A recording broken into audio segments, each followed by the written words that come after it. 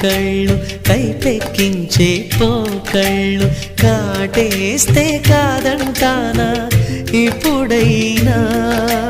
వయసేమైనా సొగసేమైనా దైవరపించే మనసేమైనా నవ్వు నవరాత్రి నీ కోసం తీసుకువస్తున్నా మైనా ఏమైనావే మన్మథ మాసం అయినా ఎంతైనా ఇది మెత్తని మోసం